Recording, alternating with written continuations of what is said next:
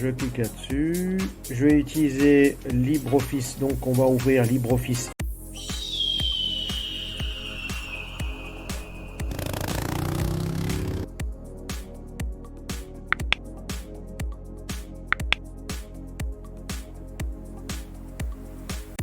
Pour voir ce que ça donne.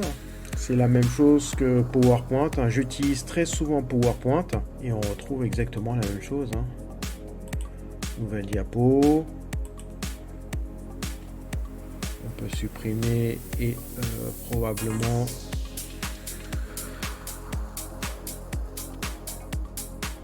on peut démarrer une diapo, d'accord. Comment je fais pour insérer un texte? Si je veux insérer un texte, zone de texte, voilà, bah c'est super, génial. Et puis là, je mets ma zone de texte. On peut insérer quoi? Des diagrammes, des images. C'est très fluide, on voit que vraiment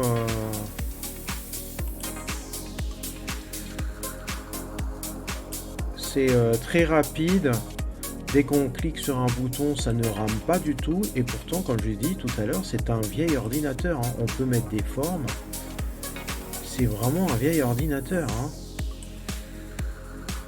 C'est pas mal. Après, il faut savoir maîtriser la chose. C'est surtout ça, le souci, c'est qu'il faut savoir maîtriser l'outil à 100%. Mais déjà, là, on voit qu'on a une facilité d'utilisation.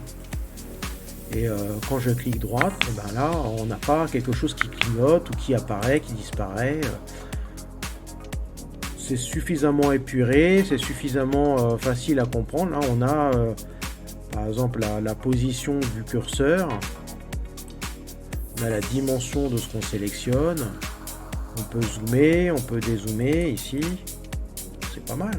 Bon, encore une fois, je n'enregistre pas. Et on revient en arrière.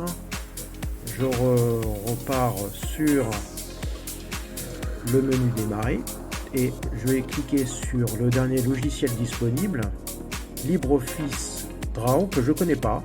C'est créer ou modifier des dessins, des organismes et des logos. Bon, on va voir à quoi ça correspond. Ok. Je connais pas. C'est vrai qu'il faut attendre un petit peu le temps que ça charge. Bon, en tout cas, j'ai cliqué droit.